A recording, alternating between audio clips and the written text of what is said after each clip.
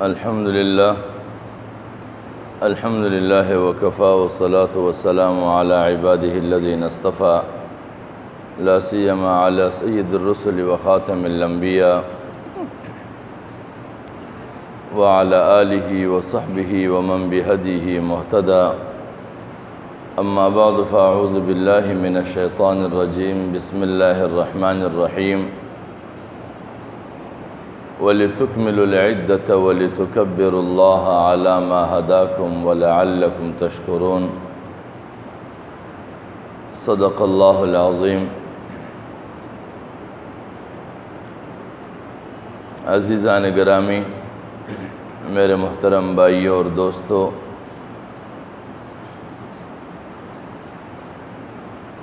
آج کا یہ دن جسے ہم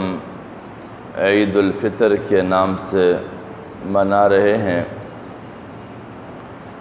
یہ اللہ رب العزت کی جانب سے اپنے اطاعت گزار بندوں کے لیے انعام اور اجر کا دن ہے، اور عید کا بنیادی طور پر مقصد کہ یہ عید کو لفظ عید کے ساتھ کیوں پکارا جاتا ہے. لفظ عید کا معنی لوٹ کر آنے والا، اور تقریباً عید ہر سال لوٹ کر ہی آتا ہے، اس لیے اس کو عید کہا جاتا ہے. اور عید کا یہ دن صرف امت مسلمہ ہی نہیں ہے کہ وہ عید کی خوشیوں کو مناتی ہے، بلکہ عید کی خوشیاں گزشتہ ادوار کے قوموں میں بھی منائی جاتی تھی، لیکن ان کے یہاں عید کی رسومات اور عید کے منانے کے طور طریقے ان کے اپنے طبیعت کے موافق ہوتے تھے، یا پھر ان کی رواجوں کی بنیاد پر ہوتے تھے.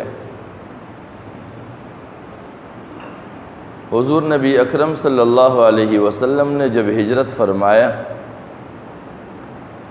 تو ایک دن انہوں نے لوگوں کو یوں دیکھا کہ لوگ رنگ برنگے کپڑے پہنے ہوئے کسی کھلے میدان کے جانب اکٹھے ہوتے جا رہے ہیں،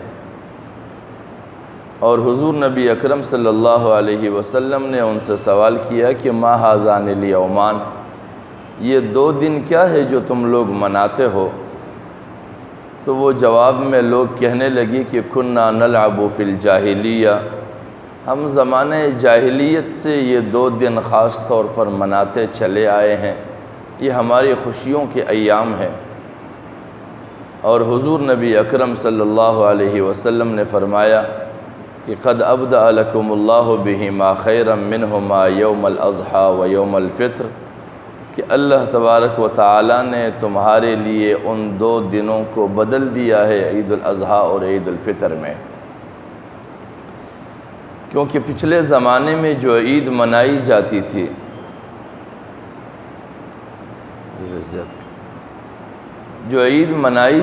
تھی، وہ صرف رسومات کے طور پر منائے جاتے تھے، لیکن ان رسومات کا پروردگار عالم کی یہاں کوئی اہمیت نہیں ہوتی تھی. وہ ان کی ذاتی طور پر خود ساختہ ایام تھے خوشیوں کے لیے، اللہ رب العزت کی جانب سے مقرر کردہ دن نہیں ہوتے تھے. لیکن جب اللہ رب العزت نے ان دو دنوں کو مقرر کیا، عید الاضحیٰ اور عید الفطر کو، تو خاص طور پر انہیں انعام سے بھی نوازا ہے اس دن کو. اب خاص طور پر عید الفطر کا جائزہ لیا جائے تو حضرت عمر فاروق رضی اللہ تعالیٰ عنہ فرماتے ہیں کہ العید یوم المحاسبۃ و یوم الجوائز، کہ عید کا یہ دن یہ خود احتسابی کا دن بھی ہے اور اجر پانے کا دن بھی ہے. یعنی ہم میں سے ہر فرد خود اپنے آپ کا احتساب کریں کہ میں نے ماہ رمضان المبارک میں کیا پایا اور کیا کھویا، میں نے ماہ رمضان المبارک میں پانے کی کس قدر کوشش کی، کیا کیا میں نے پانے کے لیے تگ و دو کیا، اور ان میں سے کیا کچھ میں پانے میں کامیاب ہوا، اور کیا ایسی چیزیں تھی جس سے میں محروم رہ گیا۔ اور جزا اور بدلے کا دن اس اعتبار سے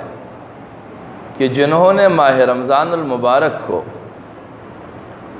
باقاعدہ ان ہدایات کے مطابق گزار دیا ہو جو ہدایات حضور نبی اکرم صلی اللہ علیہ وسلم کے ہیں، یا پھر اللہ رب العزت کے جو احکامات ہے اور ضابطہ اور قانون ہے اس کے مطابق گزارے ہیں، تو پھر عید کا دن ان لوگوں کے لیے اجر پانے کا دن ہے۔ اور عید کے دن منانے کا مقصد یہ بھی ہے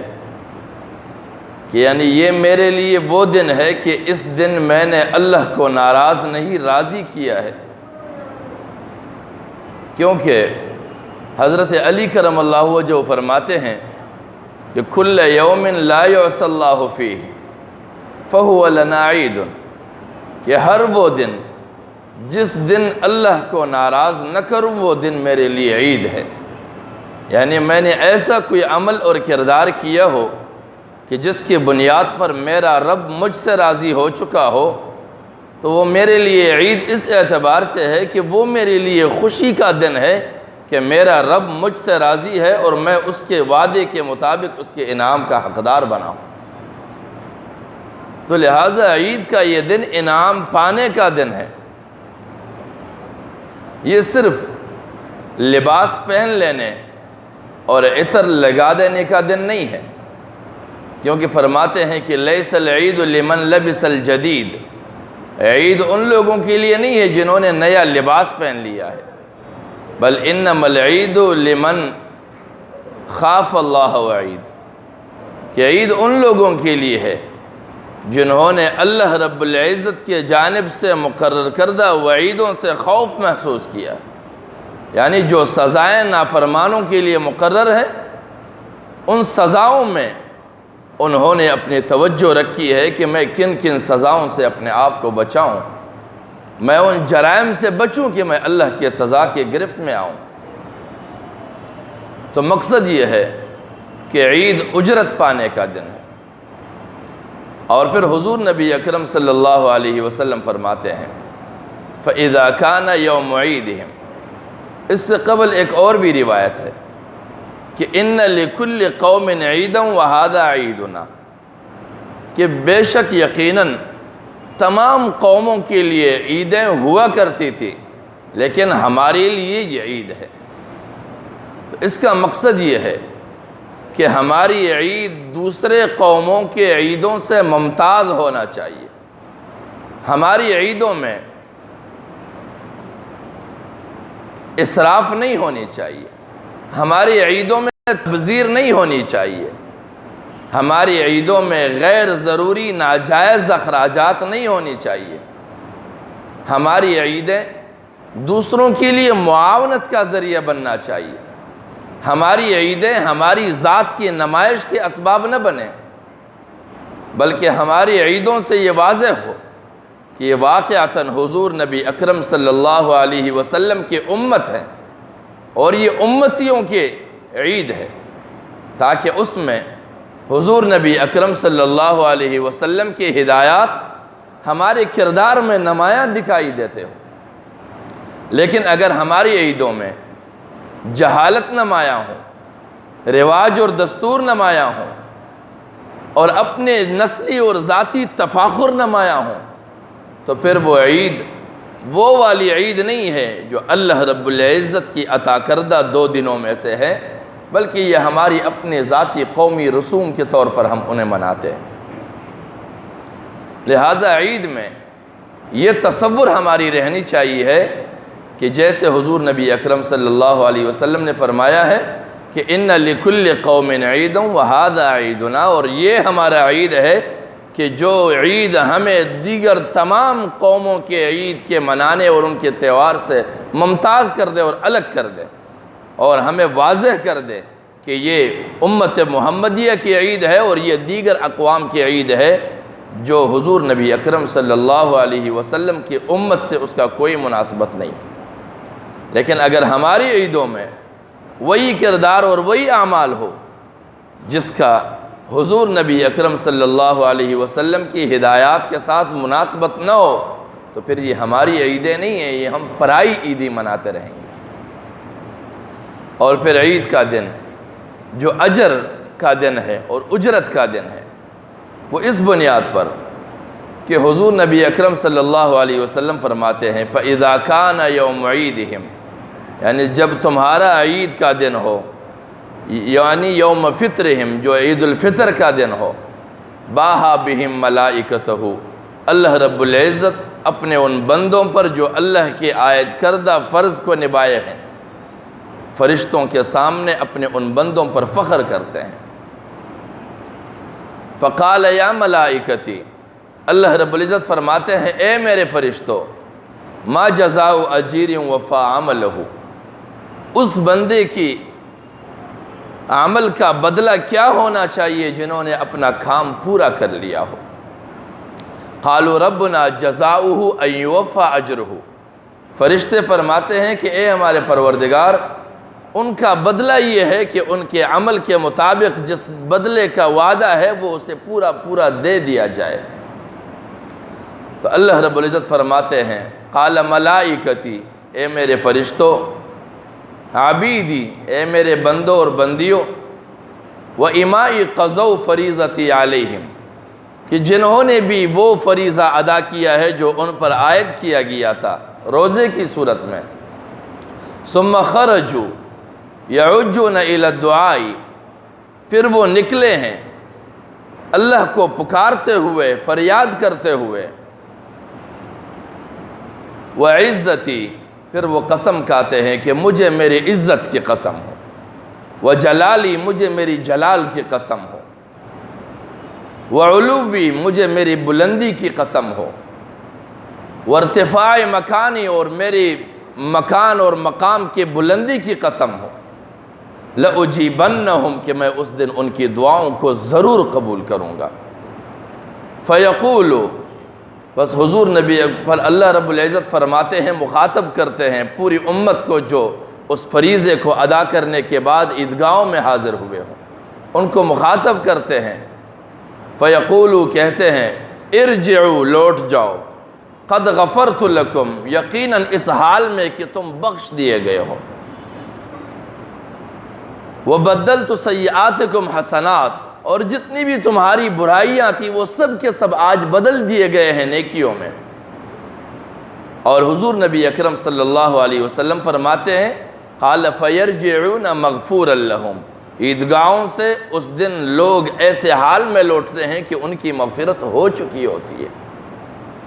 تو اس بنیاد پر یہ عید کا دن، یہ احتساب کا دن ہے اور اجر پانے کا دن ہے۔ احتساب اس لیے کہ میں نے روزے رکھے ہیں یا نہیں، اللہ کا حکم تھا، اور اس میں اللہ رب العزت نے فرمایا وَلِتُكْمِلُوا الْعِدَّةَ، تمہیں چاہیے کہ تم تعداد پوری کرو، اور چاہیے کہ تعداد پوری کرو کا مقصد یہ ہے تاکہ تم اللہ کے اجر کا حقدار بنو، اور جبر بھی نہیں، ترغیب کے انداز میں۔ لیکن اب ترغیب ہم میں سے کون اپناتا ہے اور کون نہیں۔ وَلِتُكَبِّرُوا اللَّهَ عَلَى مَا هَدَاكُمْ، اور اللہ کی بڑائی بیان کی جائے، ایسی بیان نہ کی جائے کہ زبان سے کہا جائے کہ اللہ اکبر اللہ اکبر، اللہ بڑا ہے، وہ تو واقعتاً ہے، اللہ بڑا ہے، اس میں کوئی شبہ نہیں ہے، لیکن اللہ کی بڑائی کا اعتراف اس طور پر ہو کہ اللہ کا حکم تھا کہ روزے رکھے جائیں اور ہم اس کا حکم مان لیں کہ اتنے بڑے ذات کا حکم ہے کہ ہمیں اس کی حکم سے صرف نظر کرنے کا کوئی گنجائش نہیں ہے۔ اللہ کی بڑائی کا اعتراف عمل سے کیا جائے، صرف زبان سے نہیں۔ یعنی ہمارے گھروں میں ہمارا کوئی بڑا، ہمارے والد، ہمارے دادا جو ہمارے لیے قابل احترام ہو، وہ ہمیں کوئی حکم دے اور بطور مثال کہ ایک گلاس پانی دو، اور بجائے اس کے کہ وہ احترام کرنے والا اس کو گلاس بھر کے پیش کر دے، وہ صرف یہ کلمات دہراتے رہے کہ ابا حضور تم میرے لیے قابل احترام ہو، بسر چشم میرے لیے قابل قدر ہو، میں بہت عزت کرتا ہوں آپ کے، ہزار کلمات اس طرح زبان پر دہراتے رہے، لیکن آخر تک ایک گھونٹ پانی بھی نہ اس کے پاس نہ سامنے پیش کرے اور نہ پلائے، تو یہ حکم کی تعمیل نہیں ہے، اس کی قدردانی نہیں ہے، اس کی عزت اور احترام یہ نہیں ہے۔ اس کا عزت اور احترام یہ ہے کہ اس کے حکم کی تعمیل کر لی جائے۔ تو یہاں پر بھی وَلِتُكَبِّرُ اللَّهَ عَلَى مَا هَدَاكُمْ، اس لیے بڑائی مان لی جائے کہ اللہ رب العزت نے تمہیں ہدایت یافتہ بنایا ہے، مومن بنایا ہے، ایمان کے نعمت سے مالا مال کیا ہے، تاکہ تم اللہ رب العزت کے خاص عبادات کے ذریعے اللہ کے خاص انعامات کے حقدار بنو، وَلَعَلَّكُمْ تَشْكُرُونَ، تاکہ تم شکر گزار بنو۔ اور ممکن ہے کہ جب ہم نے روزے رکھے ہیں تو پھر ہم اللہ رب العزت کے ان انعام یافتہ افراد میں شامل بھی ہو چکے ہوں گے، ہم اللہ رب العزت کے ان مقربین میں سے ہوں گے، لیکن ہمارا یہ مقرب بندہ بننا اور ہمارا اللہ رب العزت کو راضی کرنے کا مقصد کیا ہونا چاہیے، ان کے نتائج بعد میں کیا ہونے چاہیے، وہ لازماً پیش نظر رہنے چاہیے۔ وہ یہ ہے کہ جس طرح ہم نے ماہ رمضان میں روزوں کے دوران اپنے آپ کو تمام تر برائیوں سے باز رکھا تھا، اور 30 دن تک یا 29 دن تک ہم اپنے آپ کو باز رکھتے رہے ان تمام تر برائیوں سے، تو اس کا مقصد یہ ہے کہ ہم اپنے آپ کو سال بھر کے دیگر 11 مہینوں میں بھی ان تمام تر برائیوں سے اپنے آپ کو روک کے رکھ سکتے ہیں۔ اور اگر ہم نہیں رکھ پاتے ہیں تو اس کا مقصد یہ نہیں ہے کہ ہم اپنے آپ کو ان تمام تر برائیوں سے روکنے میں عاجز ہیں یا کمزور ہے، ایسی کوئی بات نہیں، ہم رکھ سکتے ہیں، لیکن اس کی بنیادی سبب کیا ہے، وہ ہماری غفلت ہے، ہم غافل ہو جاتے ہیں، ہم قانون شکنیوں پر اتر آتے ہیں، اور ہمیشہ کے لیے جس خطے میں آدمی رہتا ہے اور وہاں گرفت پر جب یقین ہو قانون کی،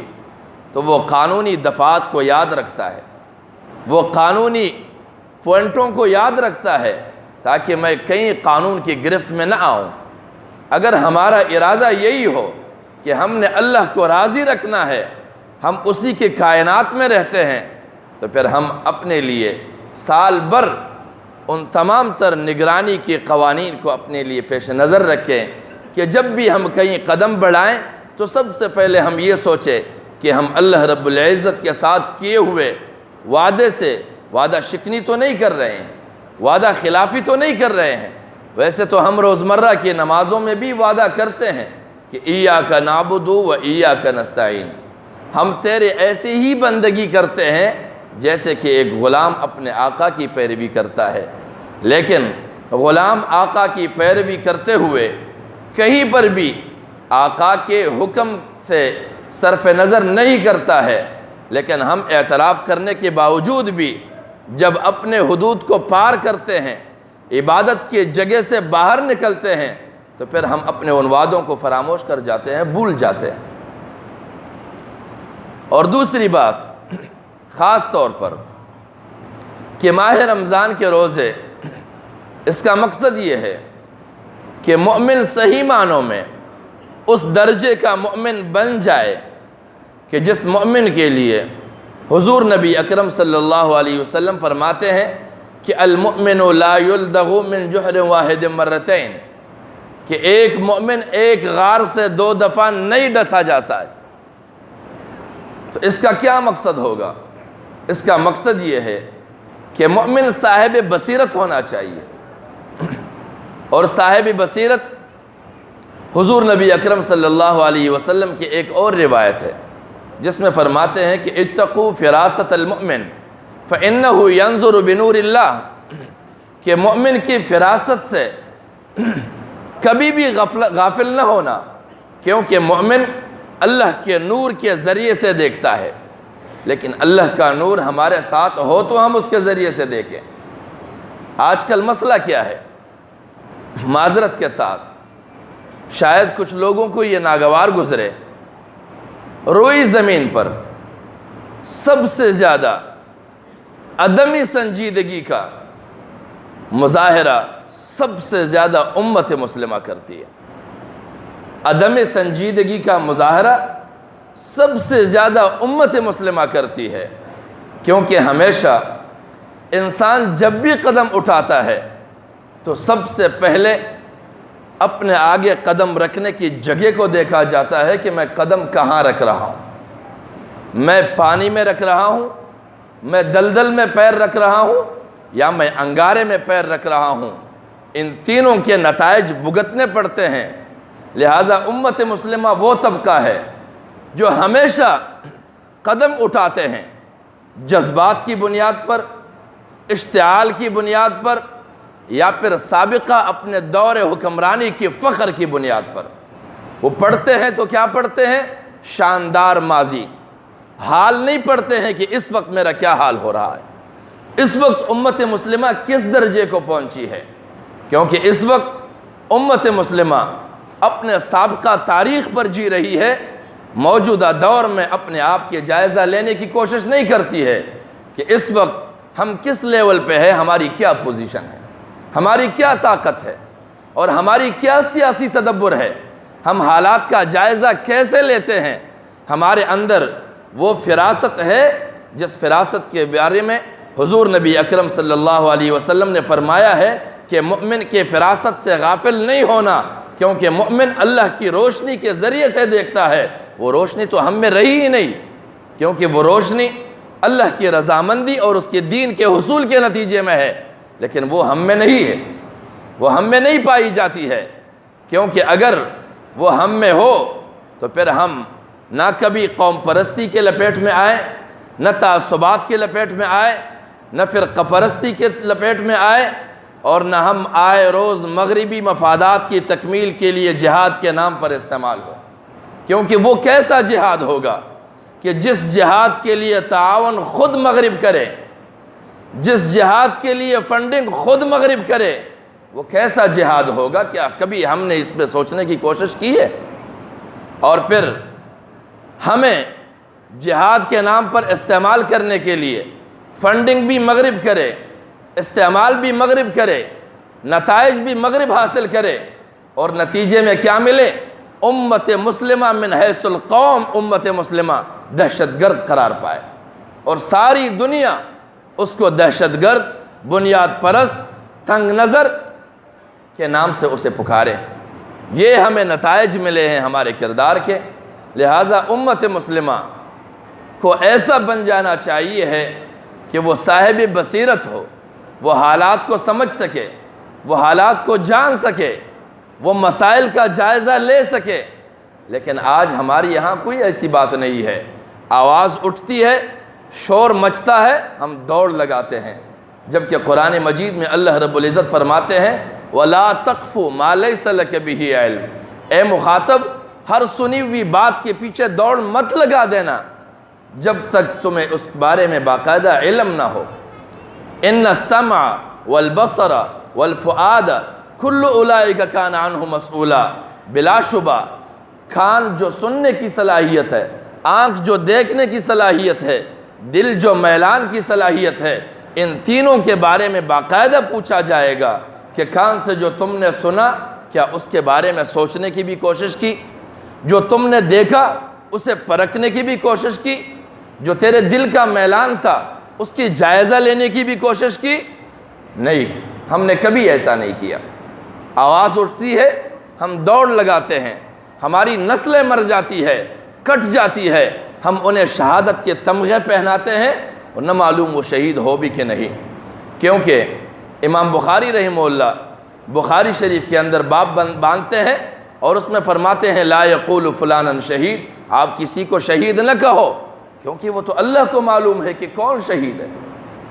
کیونکہ ہمارے حالات تو اس درجے کو پہنچے ہیں کہ ہمارا کردار الٹا ہمارے گلے میں پس گیا ہے، ہمارے گلے کا توق بن گیا ہے۔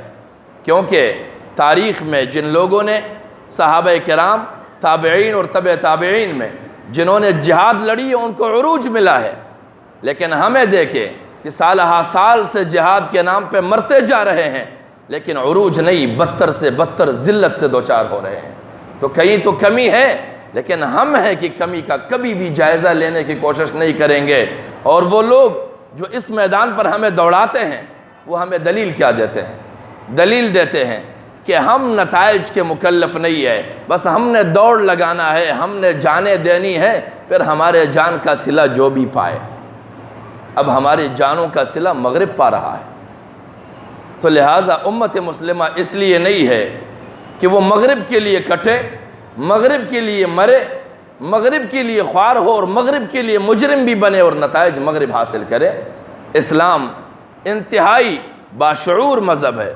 وہ اپنے پیروکاروں کو شعور بخشتا ہے، ان کو سنجیدگی عطا کرتا ہے، ان کو فراست عطا کرتا ہے، انہیں عقل عطا کرتا ہے۔ ہر جگہ قرآن میں ہے افلا یتدبرون افلا یتفکرون، لیکن نہ ہم نے فکر کرنا ہے نہ تدبر کرنا ہے، بس جذباتی بننا ہے۔ اللہ کریم ہمیں توفیق بخشے کہ ہم جذباتیت سے اور عدم سنجیدگی سے باہر آئیں۔ دنیا جہاں پر بھی مسلم اور غیر مسلم کے تنازعات ہے، جب بھی وہ حل کے جانب جاتے ہیں تو عالمی طاقتیں پھر سے اس کے اندر تنازع کو اس درجے پہ پہنچاتے ہیں کہ حل کرنے والے ممالک میں دوبارہ سے تناؤ پیدا ہو اور اس کے حل کو مسترد کر دیا جائے۔ آج پھر وہی صورتحال ہے، فلسطین میں بھی اسی کا شاخسانہ بھگتا جا رہا ہے۔ اللہ کریم ہمیں توفیق بخشے کہ ہم مغرب کے ہتھ کنڈوں سے بچیں اور جذباتی بن کر مذہب کے نام پر مغرب کے لیے استعمال ہونے سے اللہ کریم ہمیں نجات عطا فرمائیں اور ہمیں باشعور امت مسلمہ بنائیں۔ وآخر دعوانا ان الحمدللہ رب العالمین۔